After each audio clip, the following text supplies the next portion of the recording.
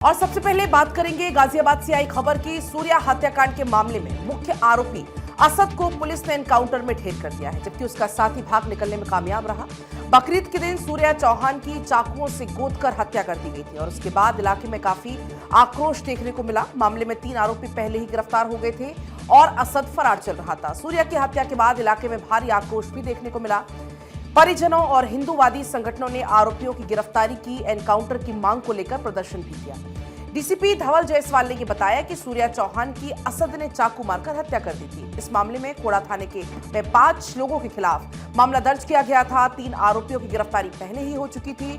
मुख्य आरोपी असद फरार था और इस पर पुलिस ने 50,000 रुपए का इनाम भी घोषित किया था। युवक के द्वारा सूर्या चौहान को चाकू मार दिया गया था और जिसमें इलाज के दौरान सूर्या चौहान की मृत्यु हो गई थी।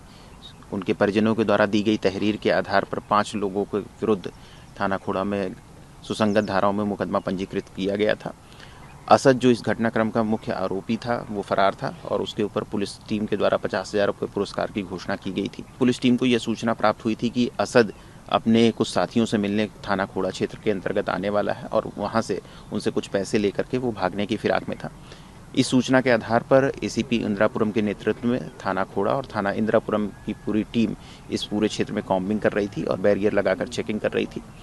इसी क्रम में असद और उसका एक साथी बाइक से यहाँ पर आते हुए दिखाई देते हैं। पुलिस टीम के द्वारा उनको रोकने का प्रयास किया जाता है और उनको चेतावनी दी जाती है, लेकिन वो रुकने के बजाय पुलिस टीम पर फायरिंग कर देते हैं। जवाबी फायरिंग में पुलिस द्वारा भी आत्मरक्षा फायरिंग की जाती है, जिसमें असद को गोली लगती है। तत्काल असद को पुलिस को देर रात एक पुख्ता सूचना मिली थी। जानकारी के मुताबिक इस हत्याकांड का मुख्य आरोपी असद अपने किसी दोस्त से पैसे लेने के लिए खोड़ा इलाके में आने वाला था। पैसे लेने के बाद उसका ये प्लान था कि वो शहर छोड़कर भाग जाएगा और इस सूचना के आधार पर पुलिस की टीम ने पूरे इलाके की तलाशी ली, चेक पॉइंट लगाए और इसी दौरान असद और उसका एक दोस्त बाइक पर आते हुए दिखाई दिया। पुलिस की टीम ने उन्हें रोकने और चेतावनी देने की कोशिश की, लेकिन रुकने के बजाय उन्होंने पुलिस पर गोली चला दी। जवाबी कार्रवाई में पुलिस ने भी गोली चलाई और असद को लग गई।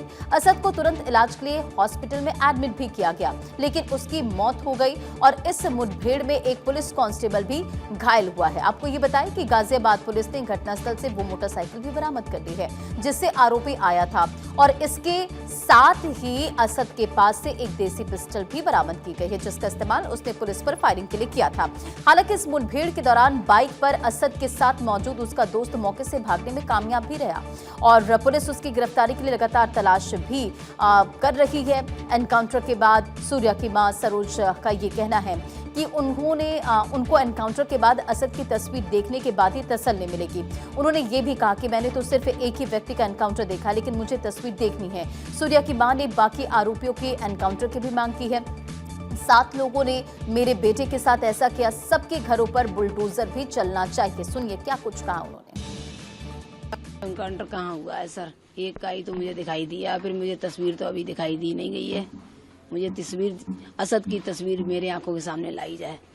हाँ वो कर दिया, लेकिन मेरे सामने मुझे तसल्ली जब ही होगी जब मुझे तस्वीर दिखाई जाएगी।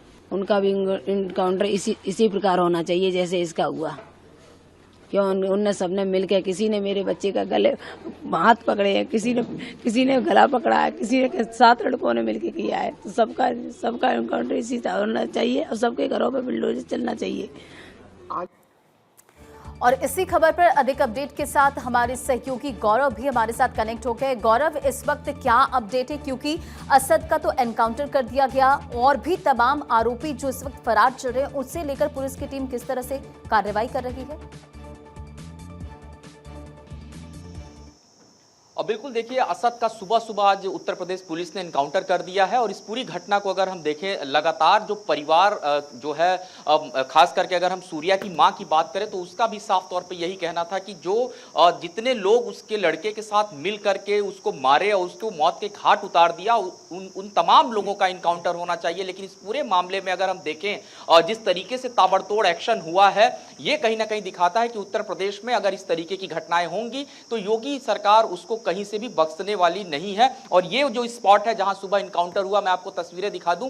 यहां पर दरअसल ये जो पूरा हिस्सा है ये थोड़ा सुनसान इलाका पड़ता है गाजियाबाद का, हम कह सकते हैं कि वसुंधरा के आसपास का ये इलाका लगता है।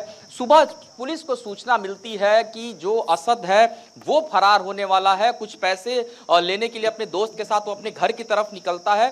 लेकिन जिस तरीके से पुलिस लगातार इस पूरे मामले में धरपकड़ अभियान चला रही थी, कॉम्बिंग कर रही थी, तो पुलिस को सूचना मिलती है कि ये जो है ये इंदिरापुरम के आसपास से निकल के घर के तरफ जा रहा है पैसे लेने के लिए। उसके बाद पुलिस को देखते ही असद की तरफ से पुलिस पर फायरिंग की जाती है और जवाब में जब पुलिस फायरिंग करती है उसको भी गोली लगती है। और ये जो स्पॉट है जहां पर पुलिस ने गोली मारी असद को, यहां पर अभी थोड़ी देर पहले जो फॉरेंसिक की जो टीम थी वो पहुंची थी, जो ब्लड सैंपल थे, जो अन्य चीजें यहां पर जरूरत की थी, पुलिस ने उसको यहां से कलेक्ट कर लिया है। और इस घटना स्थल की अगर मैं बात करूं, कई जगह पर इस तरीके के जो स्पॉट हैं वो पुलिस ने आइडेंटिफाई किए हैं, एफएसएल की टीम भी आएगी। तो जाहिर सी बात है ये जो पूरी घटना हुई है, इस घटना के बाद से अब कहीं ना कहीं जो बाकी के आरोपी हैं उन पर तलवार लटकती हुई नजर आ रही है। क्योंकि पुलिस की अगर बात करें तो अब तक जिस तरीके से पुलिस ने अपने तरफ से ऑपरेशन किया है इस पूरे मामले में, ये एक नजीर पेश किया है उत्तर प्रदेश पुलिस ने। और वहीं पर सूर्या की मां की बात करें, कल भी जब हमारी उनसे बातचीत हुई थी, हम लोग घर पे मौजूद थे, तो सूर्या की मां का यही कहना था